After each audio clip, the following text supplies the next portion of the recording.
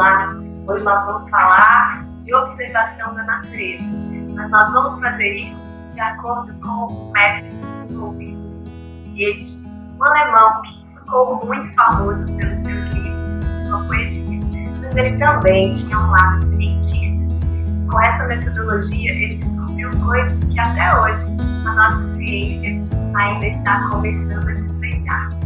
Vamos ver isso. Eu sou Cecília Costa, sou bióloga formada pela UFMG, depois eu fiz mestrado e doutorado em Ecologia na Unicamp e desde 2006 eu sou professora do Centro de Biociências da UFPE. E desde que eu entrei, eu primeiro comecei cientista convencional mesmo, método científico cartesiano, trabalhava inclusive dando aula de bioestatística, mas eu fui me defrontando com as limitações desse método. E aí eu fui buscando críticas e alternativas ao método. Até que eu primeiramente encontrei a pedagogia Waldorf, e aí eu me formei em pedagogia Waldorf, e foi quando eu conheci essa metodologia de observação goethitiana, e os pedagogos Waldorf utilizam essa metodologia.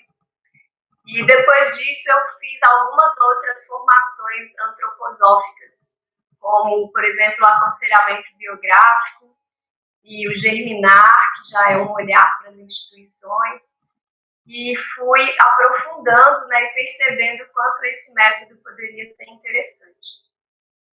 E fui também, paralelamente a isso, me formei também como consteladora familiar, que também me permite ter um olhar mais sistêmico, Então, hoje eu estou com esse impulso de levar isso para a academia. Hoje eu dou uma disciplina chamada Ciência Holística.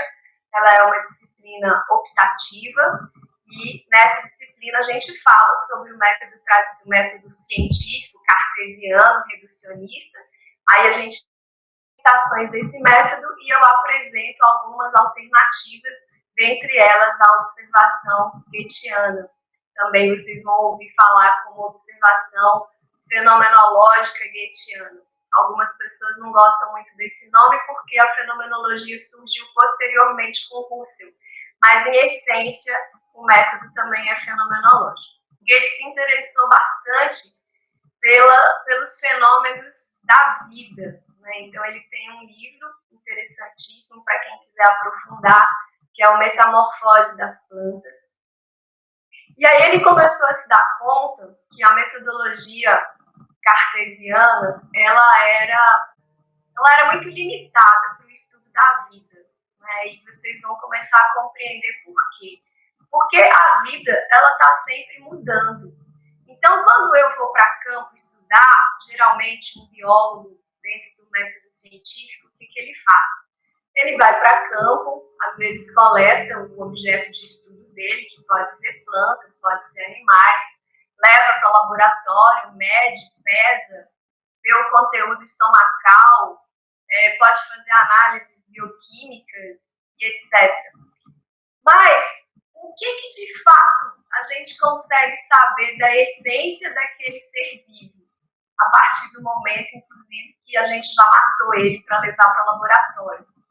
Então, essa matemática que a gente usa na nossa ciência, por exemplo, matematicamente, 20 centímetros de comprimento de uma pedra, ou de uma árvore, ou de uma ave, ou de um ser humano, são 20 centímetros. Essa matemática ela não diz nada sobre um aspecto mais essencial.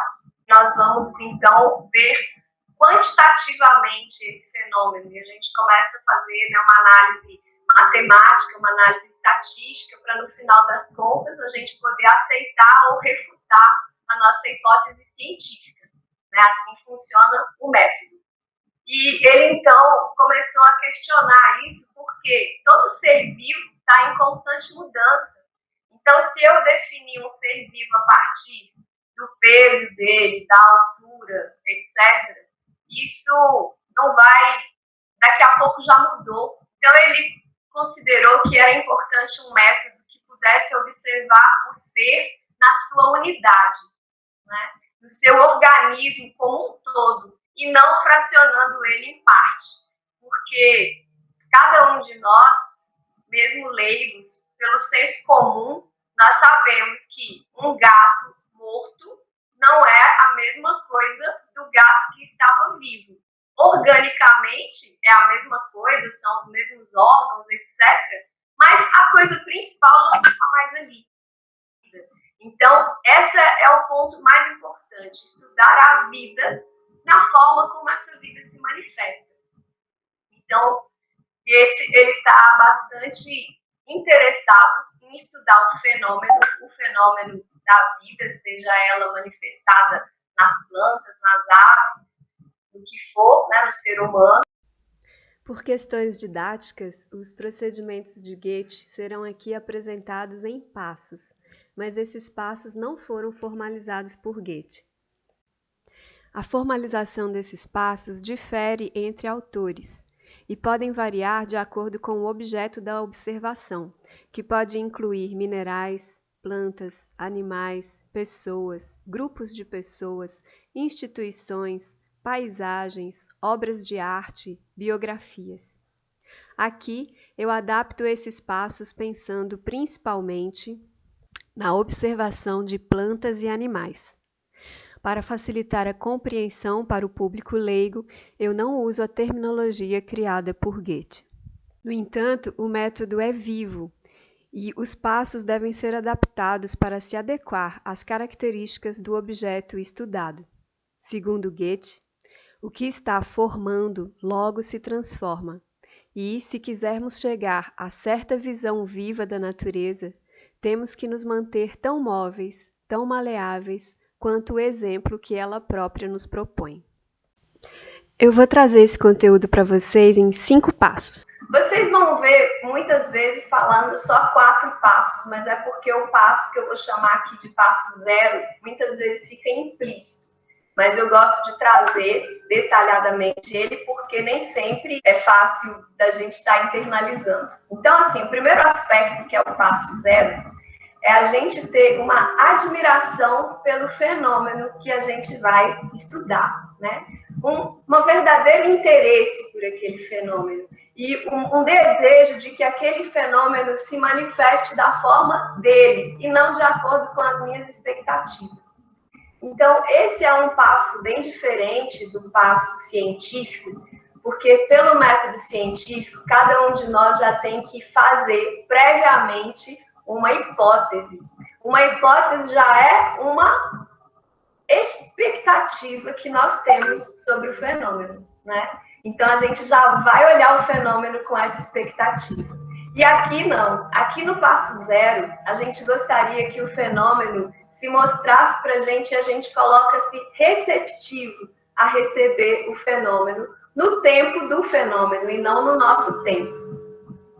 Então, esse é o passo 0. Admiração e, ao mesmo tempo, como cada um de nós vai ter já os preconceitos e os julgamentos, então que a gente escreva isso, para que a gente saiba qual foi o nosso ponto de partida. A partir do momento que a gente consegue tomar nota de tudo que eu já pensava sobre esse meu objeto de estudo antes de começar esse estudo, né? Tudo que eu já sabia sobre uma ave, sobre uma planta que eu resolvi estudar. Porque aí você já sabe qual é seu ponto de partida. E você vai ver se você realmente está conseguindo se desprender disso e olhar para o fenômeno verdadeiramente, ou se você vê que com o tempo não está mudando nada, você continua com aquilo, é porque você não se desprendeu dos seus pré-conceitos iniciais, né, que estão impedindo você de ver outras coisas desse fenômeno. Então, esse é o passo 0. Se eximir dos julgamentos e estar admirado pelo fenômeno. E aí, então, vai começar o primeiro passo, que é a gente, de fato, ir lá, observar o fenômeno. E Goethe fala que não adianta a gente fazer isso, lendo artigo científico, vendo questões no laboratório. Não, nada pode substituir essa observação pessoal do fenômeno, onde você se empenha a ir até o local onde o fenômeno está, você fica lá, observando. E essa observação, ela é mais precisa que você puder fazer, né? Então, como é? Que tamanho tem? Que comprimento tem? Que cores tem? Aonde é que esse ser está? Faz algum som? Não faz? Então, a maior precisão possível. E você vai anotar tudo que você puder observar sobre esse fenômeno. Depois que você fez essa anotação, nesse seu primeiro encontro com o fenômeno, aí então você vai desenhar o fenômeno. E esse desenhar, você vai buscar o máximo de detalhes. Porque quando a gente desenha uma coisa, é muito diferente do que a gente só olhar, né? Você precisa saber exatamente onde que está, de onde parte essa asa, como é que eu vou fazer aqui. E depois você vai poder também tentar colorir isso para se aproximar o máximo possível do real, né? Então, esse desenhar, ele já vai te dando uma capacidade de observação bem maior. Muito bem, então, esse é o passo 1. E aí vocês já viram que só com esse passo, a gente já começa a virar um pouco artista também, né? E Goethe tem isso, ele vai juntar a observação, o pensar com o sentir, né? Com a arte, é a nossa capacidade, quando eu quero pintar a natureza, eu estou tentando recriar a natureza. E a partir do momento que eu tento recriá-la, eu preciso saber cada detalhe, senão eu não sou capaz de fazer isso. O passo 2, a gente precisa ver como é que esse fenômeno vai mudando ao longo do tempo. Então, vocês já viram que não vai ser um estudozinho de um dia que vai resolver. A gente precisa acompanhar esse fenômeno ao longo do tempo. E a gente precisa ir vendo quais as metamorfoses que esse fenômeno foi sofrendo. Então, esse conceito de metamorfose, ele foi trazido pelo Goethe, né? Foi ele que inventou esse olhar para como é que a forma vai mudando ao longo do processo de desenvolvimento da vida. Além disso, a gente precisa também ver como é que as diferentes partes desse ser se relacionam, né? Como que se dá o crescimento, a regeneração, né? Existem movimentos internos, né? De fluxos internos de sangue, de seiva. Como que se dá esse fluxo, né? Então, tudo isso está nesse processo do passo 2. Observar isso. Observar esse crescimento, essa regeneração, tudo que vai mudando, né, ao longo do tempo.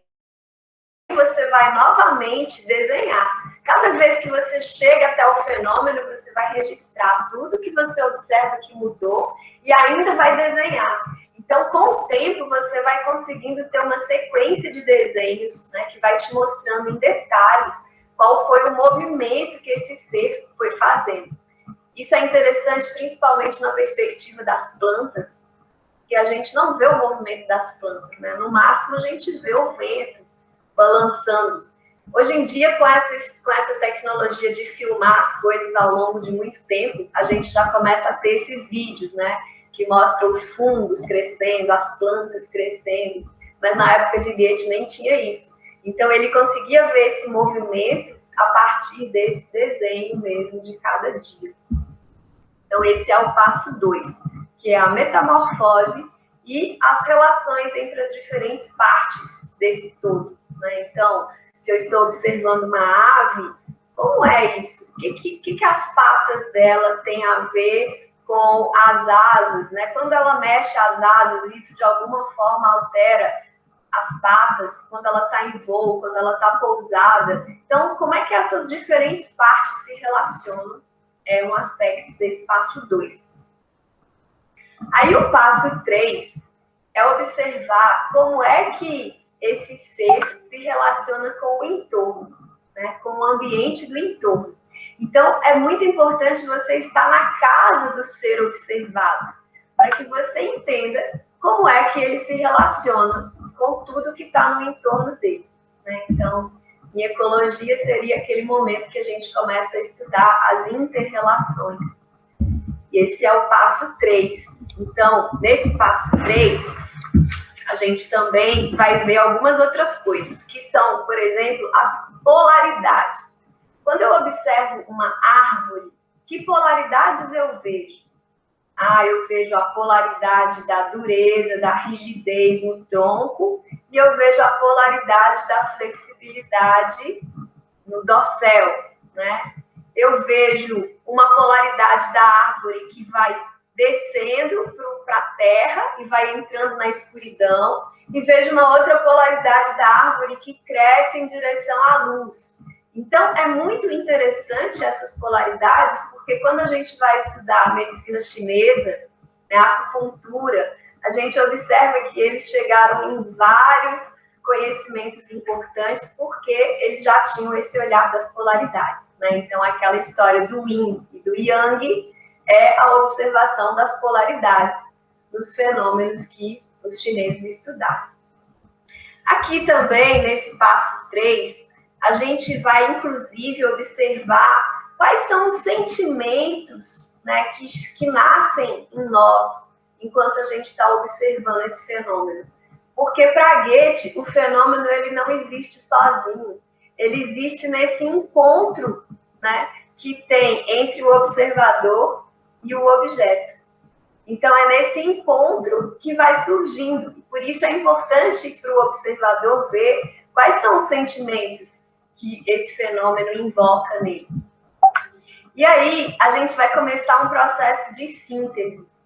Né? A ciência traz para a gente muita questão da análise, né? De separar parte por parte e tal. E o Goethe, com a história de olhar o todo, ele está buscando agora como é que a gente sintetiza esse todo. De colocar isso, tudo que foi observado, em uma palavra ou uma expressão, né? E também como é que a gente sintetiza tudo que foi observado em um gesto. Vai ser chamado de gesto anímico, né? O gesto da alma. Como é que eu faço um gesto no meu corpo que sintetiza a essência disso que eu observei? E aí, se a gente for pensar, é desse movimento que surgiu, por exemplo, a yoga, né? A yoga, quando fala, faz a montanha, faz a árvore, faz o cachorro, né? Você está ali fazendo cada asana, é a essência do movimento de um desses seres que foi observado. Então, isso está presente aí também nesse terceiro passo. E aí, o quarto passo, né, que vai ser para a gente ir encerrando esse processo, então isso significa que você já tem observado o fenômeno por um tempo, né? Você pode até cada vez que você observa tentar encontrar essa palavra, esse gesto anímico, mas é importante não se prender muito a ele, porque no seu próximo encontro com aquele ser, você precisa novamente se abster dos seus julgamentos e estar ali novamente inteiro para olhar para aquele ser como se estivesse olhando novamente pela primeira vez. Então, nesse quarto passo, o que a gente vai fazer? É o momento em que aquilo tudo que a gente viu externamente vai se encontrar com tudo que internamente foi movendo em nós. E esse encontro, ele vai chamar de intuição, né? Mas é uma intuição participativa.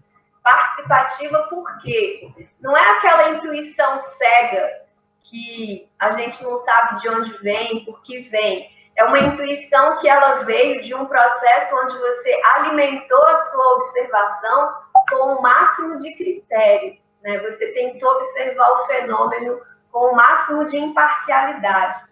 Então, nesse processo surge esse último passo, né? Onde, para ele acontecer, você precisa dar o seu organismo, né?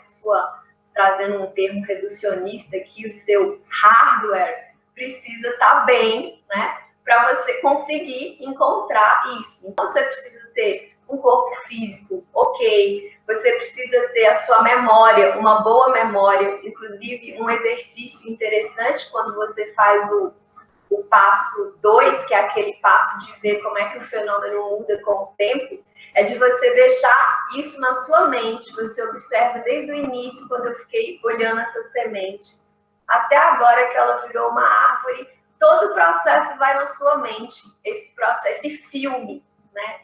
E à medida que você vai fazendo isso, você vai ganhando essa habilidade de ter um pensamento flexível, um pensamento móvel. Isso é uma coisa que você não ganha pronto. Tem que fazer esses exercícios para isso ir surgindo.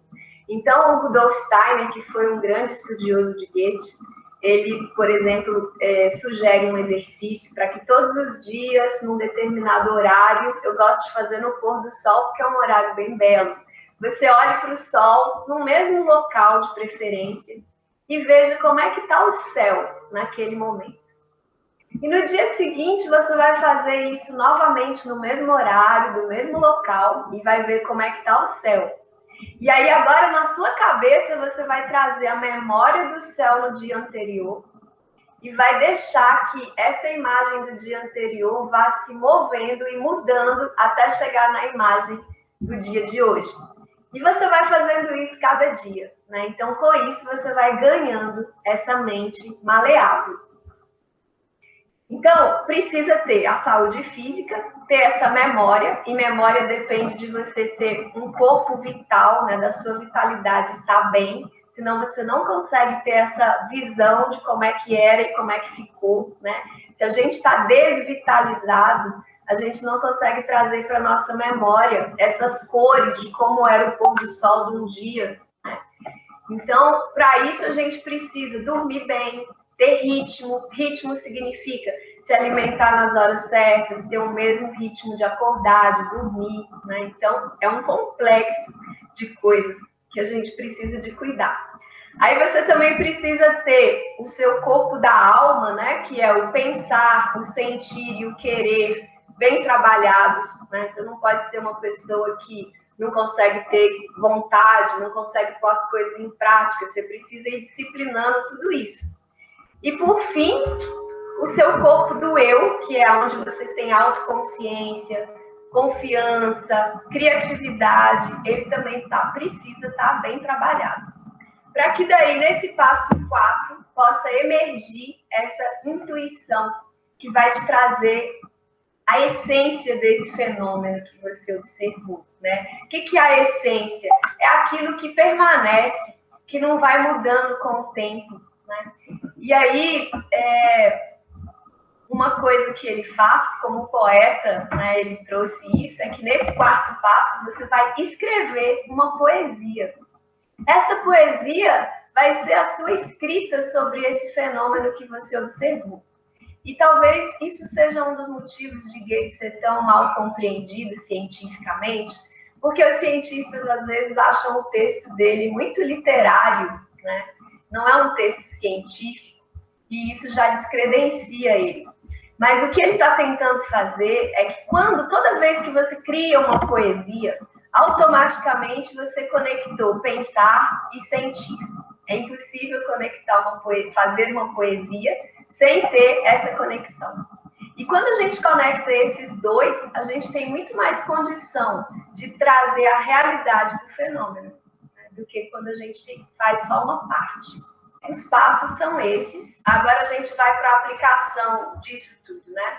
O Goethe, ele deixou uma obra científica grande, e Rudolf Steiner, que foi depois o criador da antroposofia, quando ele era jovem ainda, ele foi convidado para organizar as obras científicas de Goethe, para que elas fossem publicadas. Então ele teve contato com esse conteúdo e ele estudou bastante isso. E a partir desse método, ele ajudou que ele criasse várias coisas que talvez vocês já conheçam, algumas, né? Uma delas é a pedagogia Waldorf, a agricultura biodinâmica, a medicina antroposófica, dentre outras coisas que Rudolf Steiner deixou a partir desse legado de observação e de outros conteúdos que ele foi agregando também. Então, dentro da pedagogia Waldorf, quando uma professora tem dificuldade com uma criança, né, muitas vezes dificuldade de relacionamento, então se faz, mesmo quando não tem, né, um processo mesmo pedagógico, que todo dia você vai observar alguma criança e você, ao longo do ano, vai ter observado a mesma criança várias vezes, para que você consiga chegar mais próximo da essência daquele indivíduo que se apresenta a você. Mas se você especificamente está tendo uma dificuldade maior com aquela criança, por algum motivo, você vai trazer essa criança, né? E aí, por exemplo, como você faz esses passos? O passo 0 é: qual foi a primeira impressão que eu tive o dia que eu conheci essa criança? Para você já saber quais eram os pré-conceitos que você já trazia, né? Então, agora eu me coloco com amorosidade frente a essa criança e eu quero compreender, né, esse ser que está diante de mim. Então, eu começo a descrever fisicamente essa criança. Como que ela é? Que roupa ela está usando hoje? Como que ela se senta? Quais são as proporções do corpo? No rosto dela, que parte que ressalta mais? Então, essa descrição exata do fenômeno que está diante de você, né? Então, você tem aí um leque de possibilidades do que observar numa criança, né? A pedagogia Waldorf vai te dar elementos para isso. Então, depois que você vai fazendo essa observação, você também leva isso para o sono, né? Então, você vai dormir, mentaliza aquela criança, leva para o sono, e no próximo dia de manhã, você escreve alguma coisa, porque pode ser que você tenha conseguido ter intuições interessantes do que fazer, de como poder ajudar aquele indivíduo. Então, com essa metodologia, você também poderia usar para os relacionamentos. Então, no âmbito biológico, a gente pode dizer assim, que uma contribuição importante foi que no momento dele, né, na época dele, eles estavam discutindo se os macacos realmente tinham uma conexão com o ser humano, se o ser humano tinha mesmo evoluído dos primatas ou não. E uma forma que os pesquisadores dessa época tinham para defender que não, que o ser humano não vinha dos primatas, era a falta do osso intermaxilar, que era um osso que nos primatas existia, mas no ser humano não existia. E quando o Goethe foi ver o crânio, né, do ser humano e do macaco, ele falou assim: mas o osso está aí. E todo mundo: como? O osso não está aqui. Ele está, só que ele está fundido com o outro. Olha só, isso aqui é uma fusão de dois ossos, e por isso que não está vendo essa diferenciação dos ossos, mas o osso está aqui. E aí, para a época, né, ele foi até muito mal compreendido, porque existiam pessoas que achavam que isso era uma heresia, mas essa mente flexível, né, conseguiu ver como é que o osso foi se metamorfoseando. Outra contribuição bem importante de Goethe, além da questão da metamorfose das plantas, que é um olhar bem diferenciado para as plantas, foi a teoria das cores. Aí ele já entrou na parte física mesmo, e o que ele descobriu sobre as cores é bem diferente do que Newton descobriu, que é a forma mais tradicional da gente ver isso. Então, hoje, mesmo para a física, as descobertas de Goethe estão sendo vistas agora, sendo mais bem aceitas, né? Mas, assim, uma das questões é que, enquanto Newton diz que as cores são um processo de decomposição da luz, o Goethe já diz que as cores são um fenômeno que depende da interação de luz e escuridão. Isso é um aspecto da diferença, mas existem outros também. O Goethe percebe que quando você, por exemplo, vê a sombra de um objeto, né? Então vamos supor, aqui está o lado luminoso, aqui está a sombra, e essa sombra vai estar projetada num plano. Se a luz que está iluminando for verde, a sombra que vai estar projetada no plano é a cor complementar do verde, que é o vermelho.